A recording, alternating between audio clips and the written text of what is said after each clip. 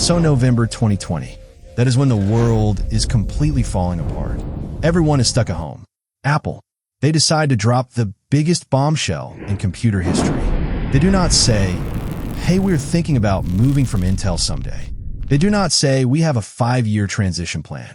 They just say, we built our chip. It is called Apple M1. It is going in Macs starting now. Yeah, it is going to be insane. The internet loses its mind. Not in a good way. Tech Twitter is full of people. Smart people. Explaining why this is going to fail. Rosetta 2 will crawl. Pro apps will not run right. You will miss x86 compatibility within a month. The thing will throttle under any load. Those are not crazy concerns. Apple M1 chips and laptops had a track record. Microsoft tried it. It was not pretty. Nobody had pulled this off before at this scale. Here is the thing about Apple that people keep forgetting until it's too late. When Apple goes in on something, they go all in. The Apple M1 chip is made with TSMC's 5-nanometer process. 16 billion transistors are packed in there. In a laptop chip in 2020. That sounds impressive. It is. But the transistor count is not even the interesting part. The interesting part is what they did with the layout. Everything goes on one die. Your CPU, your GPU, your neural engine, your memory, your media engines, your security hardware. All of it sitting next to each other on a single piece of silicon like neighbors sharing a fence. They call it a system on a chip. SoC. The concept was not new. What Apple did with it, that was different. Okay, so think about it this way. In a computer, your processor and your RAM are two separate things. They talk to each other through a bus, a data highway. That highway creates a bottleneck. CPU needs data, goes to RAM, gets it, comes back. Now, do that 1,000,000 times a second. Yeah, that is the bottleneck nobody talks about. There is latency in that. There is wasted energy in that. It is like having your kitchen on one floor and your fridge in the basement. Functional. But come on. Apple says, what if the CPU, GPU, and memory just lived in the place and shared the same pool directly? They call it unified memory architecture. Critics call it a gimmick and a way to lock you into RAM you cannot upgrade. 4 years later, those same critics are writing articles about why their favorite laptop brand needs to copy it. The results start coming out. People genuinely do not believe them at first. MacBook Air with Apple M1. No fan. Passive cooling. Sitting there silent like it is not even trying. It is beating the Intel MacBook Pro. Apple's own more expensive laptop that had a fan. In sustained workloads. Battery life hits 18 to 20 hours in world use. Not Apple's marketing numbers. Not the up to nonsense. Actual people doing work, finishing full days, and still sitting at 40%. GPU performance embarrasses machines that cost 4 and 5 times more. Video editors working on $3,000 Intel rigs watch a $999 fanless laptop export their timelines and just sit there quietly having an existential crisis about it. The neural engine. 16 cores, 11 trillion operations per second. Doing real-time translation, on-device Siri, photo recognition. All locally. Your data stays on your machine. No round trip to a server. Just instant. Someone runs Cinebench, R23. CPU benchmark, nothing fancy. On the Apple M1 MacBook Air. Then stacks it up against Apple's Intel MacBook Pro. The Core i9-1. The machine that costs 3 times more. The one with the fan. The Air wins. The fanless $999 laptop beats the $3,000 MacBook Pro. Comment sections go through stages of grief. Denial first. Benchmark must be wrong, probably running under Rosetta something's off. Then anger. This is Apple manipulation, they are gaming the tests. Then bargaining. Okay, fine. What about real workloads? What about thermal throttling under sustained load? Acceptance. Slowly over months, as result after result after result, confirms the same thing. The Apple M1 is just good. Not good for a laptop chip. Not good for ARM. Just good. Full stop. Only real limitations. Maxed out at 16 gigabytes RAM. The Air cannot drive an external display without some workarounds. Great for people, but professionals need more headroom. Apple is already building it. Obviously, October 2021. 1 year later, Apple comes back. Basically goes, oh, you want more? Okay, here's more. New MacBook Pro design. Bigger, heavier, ports back on the side. Finally, thank you. MagSafe charging returns, and a notch at the top that sparks a discourse that lasts 2 weeks before everyone collectively moves on. But forget the design debates. Inside these machines are 2 chips that completely rewrite what a laptop is supposed to be capable of. Apple M1, Apple M1 Max. The Apple M1 Pro takes the base architecture, scales it properly, 10 CPU cores, 16 GPU cores, up to 32 gigabytes of memory. Memory bandwidth of 200 gigabytes per second. That bandwidth number. Put in context quick. Base Apple M1 had 68 gigabytes per second. The Pro triples that. Bandwidth is basically how fast data moves in and out of memory. For GPU work, video processing, anything pushing amounts of data constantly. Bandwidth matters more than almost anything else on the spec sheet. Final Cut projects that took 6 minutes to export on Intel MacBook Pros. 40 seconds. DaVinci Resolve playing 8K raw footage without proxy files, without dropping frames, without the fan sounding like a jet engine. Xcode build times dropping hard that developers are posting before and after screenshots because nobody believes them without receipts. Then there's the Apple M1 Max. Apple takes the Pro, doubles the GPU side, 32 GPU cores, 400 gigabytes per second of memory bandwidth, up to 64 gigabytes of memory, 400 gigabytes per second. In a laptop, that is memory bandwidth than most professional desktop workstations were offering at the time. From something you put in a backpack. GPU performance matching NVIDIA's RTX 3080 in workloads. Not approaching it, not getting in the neighborhood, matching it on battery, without throttling, while still getting 17 hours of battery life. People who used to travel with Mac Pro towers start leaving them at home. That is not a thing. That is a workflow revolution that happens quietly while everyone is arguing about the notch. Then in March 2022, Apple introduces the Mac Studio and announces the Apple M1 Ultra. The idea sounds almost ridiculous when you first hear it. Take 2 Apple M1 Max chips. Connect them with a custom high-speed interconnect called Ultra Fusion, running at 2.5 terabytes per second between the 2 dies. Train the operating system to treat both dies as one chip. 20 CPU cores, 64 GPU cores, up to 128 gigabytes of memory. Benchmarks put the Apple M1 Ultra next to NVIDIA's RTX 3090, a $1,500 graphics card that draws hundreds of watts and needs its dedicated power connector. The Apple M1 Ultra matches it. Inside a computer than a Mac Mini. Workstation builders are not having a great month. June 2022, Apple M2 drops, and the hot take machine immediately fires up. Just a faster Apple M1. Barely worth covering. Apple playing it safe. Of disappointing, honestly. I get why people say that. I think they are looking at the wrong things. Look closer. Because what actually changes in Apple M2 matters. Not in the ways that make good headlines. New process node.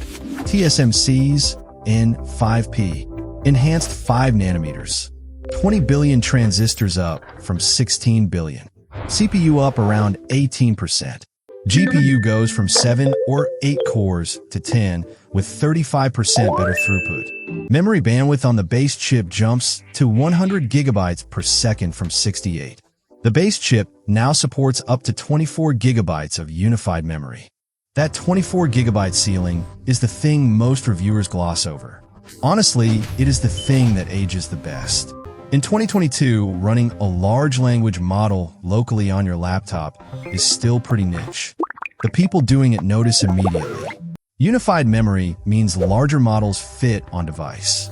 The Apple M2 with 24 gigs is suddenly a platform for local AI inference. Running models on your machine with no internet, no API, no subscription. This is not an accident. Apple knows what they're building toward. Neural engine upgraded to 15.8 trillion operations per second. GPU gains hardware ProRes. Proper hardware ray tracing. First time Apple brings ray tracing down to the base tier. Ray tracing, if you have not dealt with it, is how 3D software simulates light physics. Every reflection, every shadow, every surface interaction calculated physically, then approximated. Computationally expensive. Apple puts hardware for it in the chip that ships in a $1,099 laptop. The new MacBook Air design is really nice. They got rid of the wedge shape. Now it is just a clean, flat slab. The MagSafe is back. The screen is better. They also have this midnight color that looks amazing for a while, but then you start to see fingerprints all over it. The M2 Pro and M2 Max came out in January 2023. The M2 Ultra came out a month later in June. The M2 Pro has 12 CPU cores and 19 GPU cores. The M2 Max has 38 GPU cores and up to 96 gigabytes of memory. The M2 Ultra has 76 GPU cores and up to 192 gigabytes of memory. 192 gigabytes is a lot of memory for a computer. A few years ago, you would need a whole server to get that much memory. Now you can get it in a computer that fits on your desk. The M2 was not the exciting generation, but it was an important one. All the big professional apps were rewritten to work with Apple Silicon. The Rosetta 2 compatibility was really good, so you would not even notice it was running. The people who were still using Intel computers were starting to feel left. The M3 came out in October 2023. This is when I started paying attention to the GPU.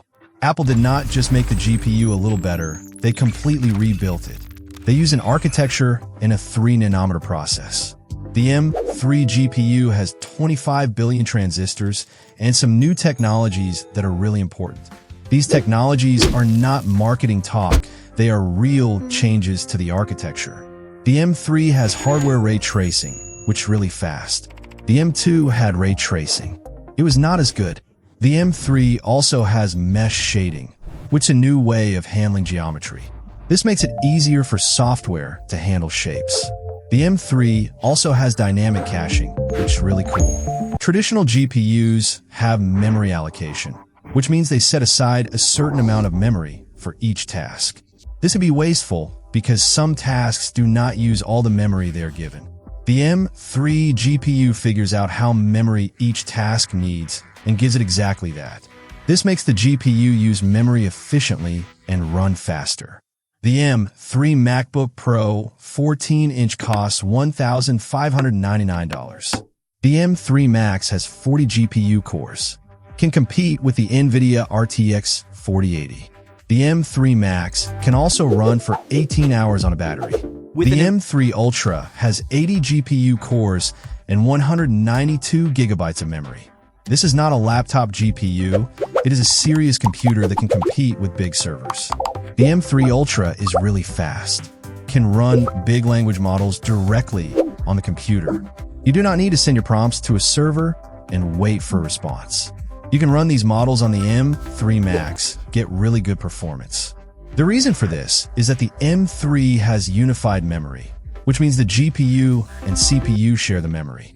This makes it easier to run models because you do not need to move data around between different parts of the computer. The M4 came out in May 2024. Apple announced it at an iPad event, which is interesting. They were not just talking about a laptop chip, they were talking about an AI chip that happens to run a laptop. The M4 has a new process node and a faster CPU. The GPU is built on the M3 foundation, is even faster. The most important thing about the M4 is the neural engine. The M1 had 11 trillion operations per second. The M3 had 18 trillion. The M4 has 38 trillion. This is a jump, and it shows that Apple is serious about AI. The M4 Pro and M4 Max came out in November 2024. The M4 Max has 40 GPU cores and 128 gigabytes of memory. It can run language models really fast and can even compete with some cloud services. The M4 Ultra came out in 2025, has 80 GPU cores and up to 192 gigabytes of memory. It can compete with AI infrastructure and is priced so that a serious PC enthusiast can afford it. The M5 is the generation and it is really impressive. The new process node from TSMC gives transistors and better efficiency. The neural engine keeps getting faster, is now a core part of the operating system. The GPU architecture has more hardware acceleration for AI operations. The performance numbers are so good that some cloud providers are getting nervous because people can run models locally and do not need to pay for cloud services. When you look all 5 generations of the M series, you can see that Apple has been chasing the same thing the whole time. They want control of the hardware, the software, and the entire pipeline. They do not want any middlemen or bottlenecks that they did not design themselves. The unified memory architecture was not a performance trick. It was a fundamental rethink of what a computer is supposed to be. The neural engine was not a footnote on a spec sheet. It was infrastructure that Apple built 3 generations ago. Now in 2025, the important question in personal computing is whether a computer can run AI locally and fast. Apple has 5 generations of architecture that are designed to answer yes to this question. Other companies are trying to catch up. Apple had a 4-year head start and has not slowed down. The M1 broke the assumptions. Everyone had the M2 built the ecosystem. The M3 rebuilt the GPU. The M4 committed to AI. The M5 is extending the lead. So where are you in all of this? Are you still using an Intel computer, waiting for a reason to switch? Did you get an M1? Cannot imagine going back to anything else? Are you using an M4 Max and running local models, wondering why you ever paid for cloud compute? Let me know in the comments. I read every comment, and I find them really interesting. If you want to learn more about how the neural engine works, like what's inside the GPU and how to set up AI models on Apple Silicon, I made another video about that. This video has a lot of details. It talks about the specifics of how things work. I think it will be really helpful for people who are doing AI work on their Mac and want to get things right without wasting a lot of time. See you there.